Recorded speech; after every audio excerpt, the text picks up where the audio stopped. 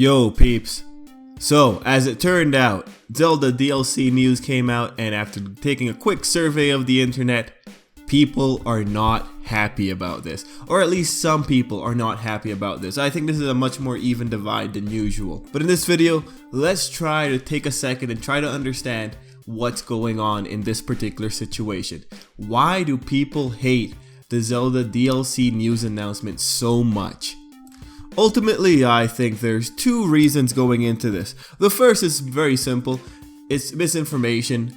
A lot of people are getting really riled up because they just happen to read one tweet or they happen to read one headline. It's headline mentality. People read a headline, maybe one saying that the expansion pass is coming with 3 treasure chests, and then they just go off that. They fill in the blanks on their own and they just start arguing based on that point. To everyone watching this video, I am going to ask you, just whenever this kind of stuff happens, just take the extra 3 minutes to read the article. Majority of times, misconceptions that pop up because of a headline can be solved by reading the article. I know reading isn't a fun thing to do, but it will save everyone time and it might save you embarrassment. I mean, it's just for your sakes. But that's not really the big deal. Misinformation, whatever, that can be corrected really easily. The second reason that I think people are really not liking this is just because of the stigma associated with DLC. Let's face it, not many people actually like DLC. Not paid DLC. Unpaid DLC, like Splatoon level DLC, where they were supporting it a year after. That's something else. That's different. I appreciated that because it was free. Even though in that one you could have made the argument, well, Splatoon wasn't a finished game, but you know, that's not for this video. The problem here ultimately is the nature of what DLC is. Let's face it, downloadable content in its worst form, where you have to pay for it and you're maybe getting something that's already on the disc locked away behind the paywall. No one likes that. We've seen a lot of articles in the past where other companies have done this, and we've seen people's reaction to this. But when it comes back to DLC, and Nintendo in particular, it's even worse, because with Nintendo, they haven't really set a precedent for this, right? The DLC waves only really started in Nintendo, I think, in the Nintendo 3DS generation and the Wii U generation. The 3DS in particular with Fire Emblem and all that. It just wasn't a thing before a few years ago. So when you're coming into this and you're coming into Zelda, a series that people maybe never thought would get DLC, it gets pretty rough. Like, that bias to not want DLC because Nintendo hasn't done it before is very prevalent. And then the worst thing is, no one wants to spend money. Okay, people are really stingy. People don't want to have to spend money to get something that they like.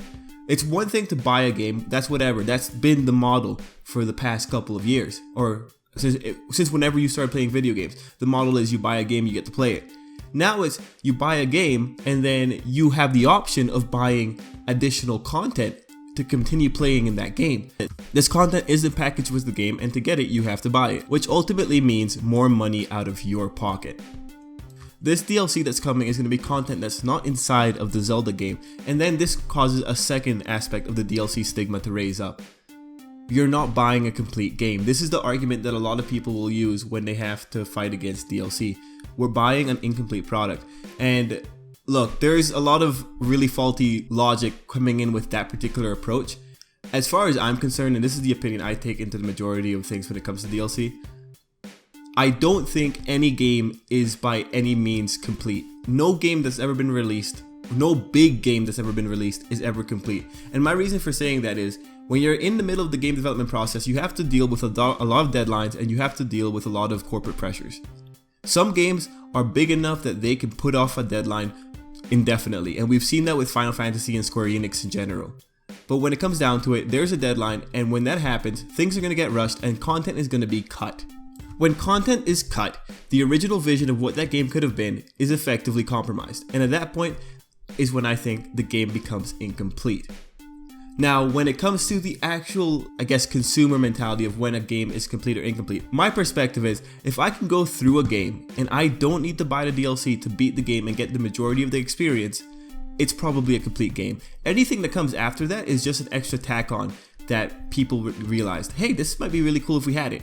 That seems to be the direction that the DLC for Zelda is going, at least when it comes to the second DLC pack, which has an additional story scenario. But again, people will make the argument that this is an incomplete game by the virtue that you're getting DLC, And then when you look at the actual DLC and how it's priced, let's just round up to 20 bucks, and the regular Zelda Breath of the Wild game is like what, 60 bucks?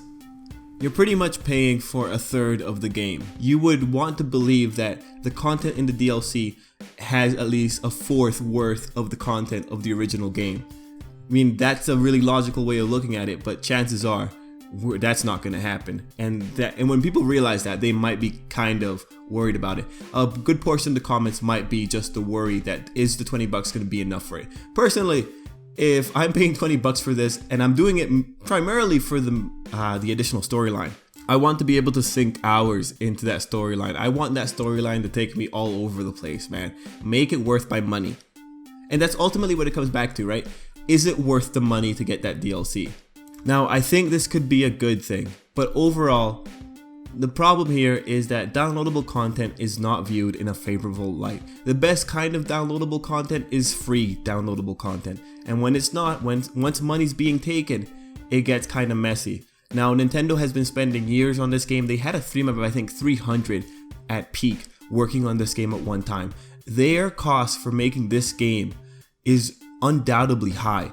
If they want to make extra money and capitalize on the game world that they spent so and so years making, from a business perspective, I'm all for that. You know, go do that. Just make sure that the compromise when it comes to making this DLC is that we get really good content. I'm happy. But then on the other hand, there will be people who will feel slighted because of the buying models and the market models that people have been following up to this point. And it will be extremely bad for Nintendo fans, just because Nintendo fans are biased to not having to worry about paid content. But anyway, guys, that's pretty much it. Why do people dislike the Zelda DLC? It ultimately comes back to the reasoning, I think, of DLC does not look good. People have been angry about DLC in the past, and no one likes having to spend money more than they should. So guys, let me know what you think. Let me know if you're actually one of the people that doesn't like the idea of DLC. Let me know if you're excited for the DLC. You know, leave it down in the comments below, and let's end it there. Till next time, I hope you have a great day. I know reading isn't a fun thing to do, but come on guys, exercise competency. Exercise your right to read. Remind yourself you're not a savage. You know, I better not say this. It's probably going to offend a lot of people. What do you guys think? Should I have said that in the video?